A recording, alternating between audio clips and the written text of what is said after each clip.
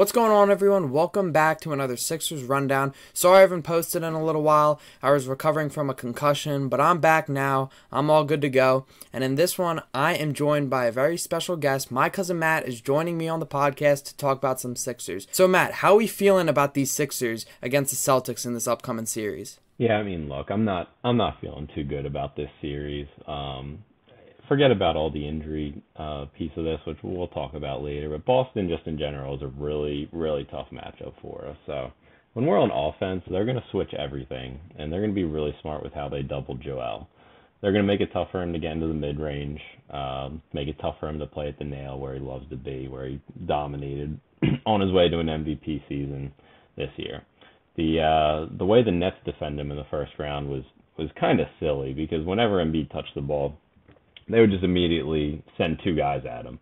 And Joel's a good enough passer that he can really make them pay, and we really saw that. Once he kicked it out, got the ball moving, he got it to our good shooters. They knocked down threes and really took care of business in that first round. And I think there's a lot of complaining about how Joel played in that first round series, but there's not really anybody else in the NBA that gets that level of attention, and Joel did a really nice job making the Nets pay. They actually, with Joel on the court, they had a 119 offensive rating, which would be the best offense in the NBA. And while he was on the court, he was a plus 16 net rating overall, which is up there with the best in the whole playoffs. And it's just a strategy that's just not going to work. What the Celtics do is that they tend to play Joel a little bit more straight up, and Joel's had huge games against them because of that. Because I mean, Horford's a good defender, but Joel at this stage of his career can just really dominate Horford. So what they like to do is when Joel makes a move, they'll kind of try to double when Joel's back is turned and send some help and try to force him into some turnovers. But what they really try to avoid is helping off of their good shooters. So Joel may bully his way into 40 points, but their Celtics are going to really push to make sure he's not kicking out the open shooters, and that guys like Maxey and Melton and Tobias and Harden aren't getting these wide open threes like they got in the Nets series. So I think that's the strategy the Celtics are going to take, which can make it tough. For other stars like Harden and Maxey, they don't have anybody that they can attack. Boston has basically 7 or 8 good defenders. So Harden and Maxey can absolutely score a ton of points in the series. They can really beat these guys, but when they have to go up against Tatum, Brown, Derek White, Marcus Smart, Malcolm Brogdon, I mean, these are tough defenders to get by, and that makes it really tough for them to try and get offense going. They may kind of have to rely on some tough like step back threes and just whenever they get an inch of space, just trying to make a three work and just hope you get hot and really carry us through. When we're on defense, the Celtics offense was one that the Sixers really struggle with. So the best lineup, and the lineup I think the Celtics are going to stick with, is their 5-out offense, and we'll probably have Tatum, Brown, Derek White, Smart, and Horford on the court. And Horford's a really good 3-point shooter, and Embiid's going to have to stick with him out on the perimeter. I mean, he could play closer to the paint, but then Horford's going to get wide open threes, and Horford has proven that he can hit them. In one of the games this year, that's basically what happened. It was one of the main reasons why we lost. Our perimeter defenders really struggle against the Celtics. We got basically Maxey, Harden, Melton. Melton does a pretty good job, but they really struggle to stop dribble penetration. And if Embiid isn't back there cleaning up the back line, then unfortunately, the Celtics are probably going to have their way with us on offense. But all that being said, I going into the series, I really thought the Sixers had a good chance. They're probably not favorites, but like let's say 40-45% chance to win the series because Joel's just the best player. Like he is dominant on defense, dominant on offense, and he is a talent that can flip a whole series. And I really think we had the chance to do that, but unfortunately, Joel hurt his knee in the first round. I think we were all hoping that we'd be able to see him play in Game 1.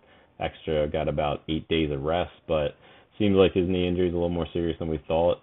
Still recovering, hasn't practiced yet, and at this point, I think he's doubtful for tomorrow, Game 1, and we're just going to kind of have to see what happens there. But certainly disappointing. The news of Joel being hurt is a killer because we were all looking forward to him getting into a playoff healthy, and I think really felt that we had a good chance to get past that second round hump that we just haven't been able to get to. But really, it's just a bummer. I think we still got a chance, but it's gonna be much harder. The margins are gonna be a lot more narrow. Trying to get out of this series with Joel being injured. Even if he does play, he's not gonna be 100%, and you really need 100% Joel to really beat the Celtics. So they're a really really good team. Yeah, I couldn't agree more with you right there. The Sixers need Joel Embiid if they want to win this series. He has to play, and he has to play good. If they don't have him at his at least 75% strength, I don't think we're going to come out on top in this series. But staying on the topic of Joel Embiid, tell me a little bit more about his knee injury and how the Sixers are going to deal with that. Yeah, like I said before, the Joel injury is just a bummer. My first concern, of course, is like when is he actually going to play? I mean, I can only hope he misses one game. That'd be great. I think the series is a lot more salvageable if he can pull that off. I think that really increases our chance of getting one of the first two games, which is going to be critical to winning the series. But my gut says, and this kind of lines up with what they did last year in the Heat series, but I think unfortunately, if I had to go with my gut, he's probably going to miss the first two, and then he'll play when he goes back to Philly. But beyond that, like how well is he going to play once he comes back? The LCL is really critical for change of direction, your lateral movement. And I think the biggest struggle for him is going to be on defense. Like I said before, with Embiid being stretched and being out on the perimeter trying to defend Horford, he's going to be scrambling to try to get back into the paint to contest shots from their drivers. And he really needs that change of direction ability to be elite on defense. And I think that's where it's gonna hurt. It's gonna struggle the most and hurt the Sixers the most. Yep, as we said before, the Sixers are going to need Joel Embiid, but more importantly, they're going to need a healthy Joel Embiid if they want to beat the Celtics in this 7-game series. Now, Joel Embiid, when he's healthy, he has really good games against the Celtics. He can occasionally drop 40 against them. He usually plays with his heart when he plays with the Celtics, or he plays against the Celtics, because it's something about that division rivalry that that kind of fuels him to play in those division games. We have not seen that out of Tyrese Maxey yet. He has not played well against the Celtics at all this season. So why don't you tell us a little bit about Tyrese Maxey versus the Celtics? Yeah, so let's be clear on Maxey. He was brutal in the season series against the Celtics. So I think he averages like a little over 20 points a game. He averaged 10 points a game against the Celtics this year. I think on like in the 40s on true shooting percentage, which is really bad for him. And that's one of my bigger worries coming in, is just how he's going to be able to attack these defenders that Boston has, because Maxey, I mean, he's made incredible progress, but just some of the things he struggles on is just like kind of that change of direction movement and being able to make dribble movements and really fake out defenders. Like as he's driving to the rim, he's elite at straight line speed and dribble penetration, but when he's flying 100 miles per hour and the defenders can keep up with him, they can kind of keep him off track and make that layup a lot harder for him. And it's going to be a struggle for him.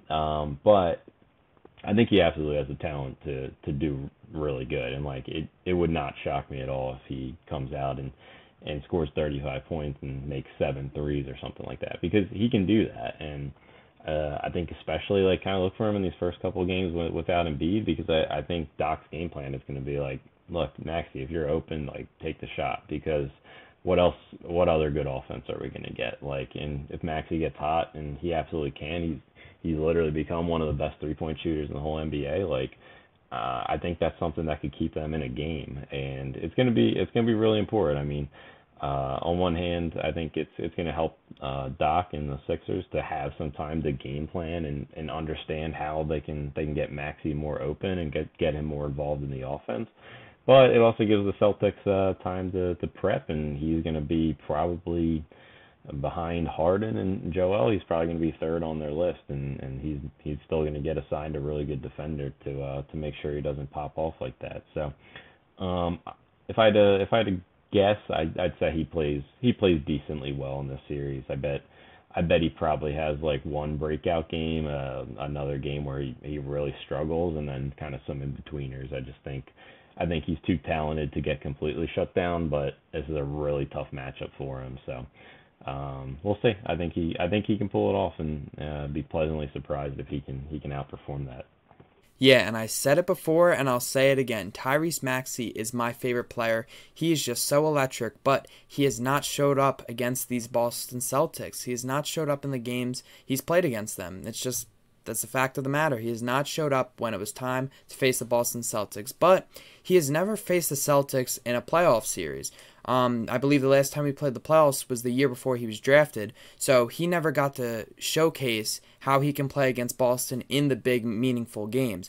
So I'm looking to see if maybe this series is his breakout series against the Celtics, see if he can make that leap and kind of destroy this division rival. We really need a good performance out of Maxey, and I agree with you, Matt. I think he's going to play pretty decent. He's going to have one breakout game in there. I'm looking for a Game 3 breakout by Maxey after a pretty bad Game 2. I just feel like that's kind of what's going to happen right there. But keeping the theme of another young player for the Sixers, Paul Reed. He's going to be looking to fill in Joel Embiid's spot if he's not going to play. So Paul Reed, he's going to be important. If he plays well, I think the Sixers got a chance. He has to fill Joel Embiid's shoes pretty well if the Sixers want to keep up with the Celtics. So tell me what you think about Paul Reed right now.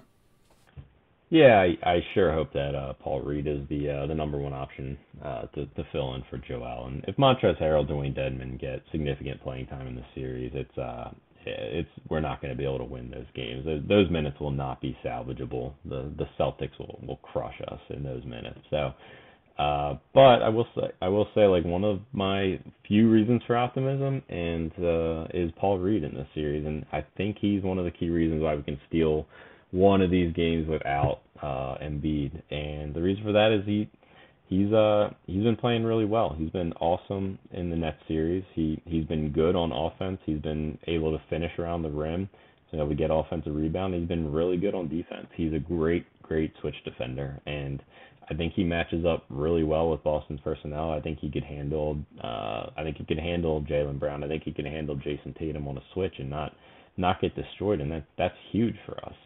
If we can make that work, I think that's a lineup that'll be successful.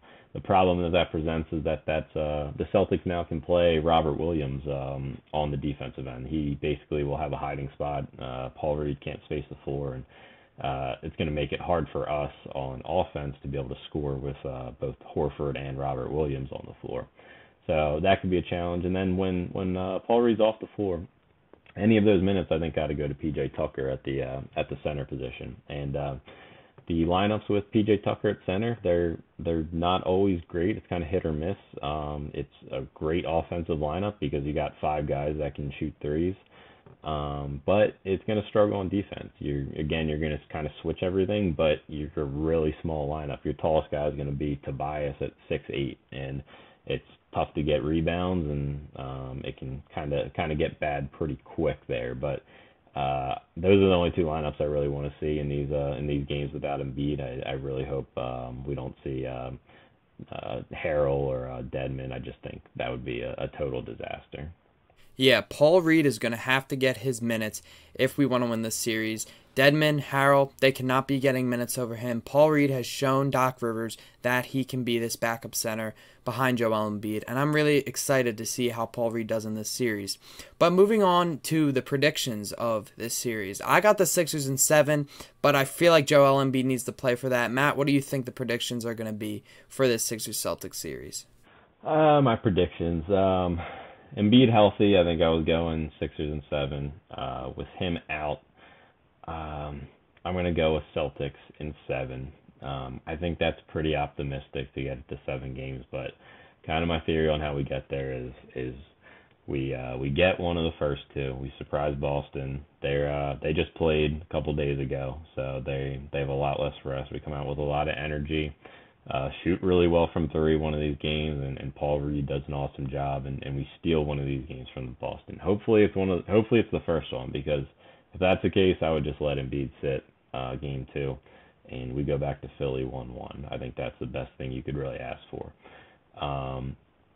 I think Joel, if we can even the series, I think Joel's going to be good, but he's not going to be dominant. And I think when we have home court advantage, I think we're going to be able to pull off some of those wins. But I think ultimately we stretched to a Game 7, but with Boston having home court in Game 7 and Joel being injured, I think it just becomes a little bit too much to overcome, and Boston gets it done in 7, and unfortunately gets one of the easiest paths to the finals. If they beat us, they'll go through a pretty easy route through either the Heat or Knicks, and yeah, it's hopefully Sixers are able to prove me wrong, but looking forward to the series still. I think it's going to be a lot of fun to watch it and kind of look to see how all this unfolds, but I just think it's going to be a little bit too much to overcome against a really good team like Boston.